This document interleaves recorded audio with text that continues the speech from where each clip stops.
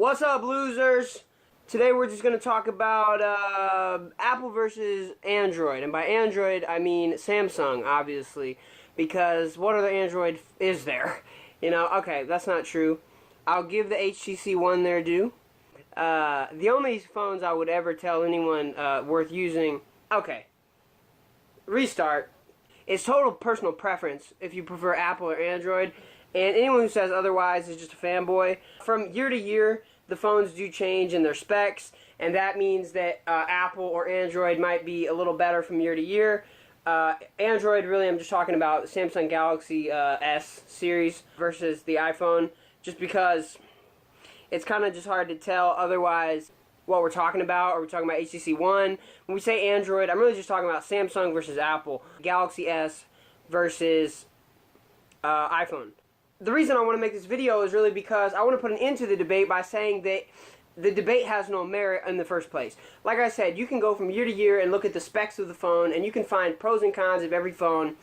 Every year they always do drop shatter tests, blah, blah, blah, blah, blah. But really, if the odds of me from year to year switching between iPhone and Android based on which did better that year in the specs test is not going to happen. Because why? Because people are not picking the phone based on how good the specs are, because when you really get down to it, they're approximately equal every single year, almost. And what they're really choosing their phone for is the operating system, right? If they're used to Apple, they're used to Apple. If they're used to Samsung, they're used to Samsung.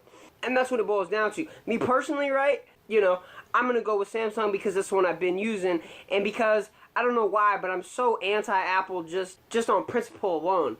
I think they make great products. I think they make great laptops, you know, MacBook Air, all those things, MacBook Pro, great laptop. Their operating system is really strong in all those fields, and I think the iPhone is a great phone. But I really do believe, and this is my personal opinion, take it as you will, around iPhone 5, iPhone 6, something changed. You know, when Steve Jobs died, the company definitely lost something, and the new iPhones don't have headphone jacks. Like, what is going on? Like, what is Apple thinking?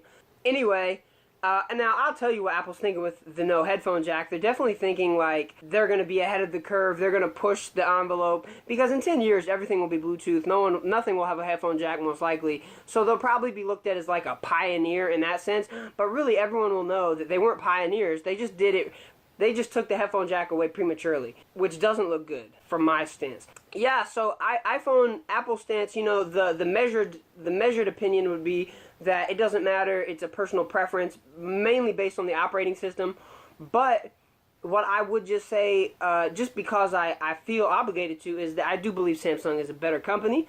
I do believe they make better products, more durable, reliable products, the whole nine. And that's just what I believe. So, rate, comment, subscribe, everybody. You know, we're trying to hit 1 million. Do your thing. Have a great day. And, you know, stay blessed.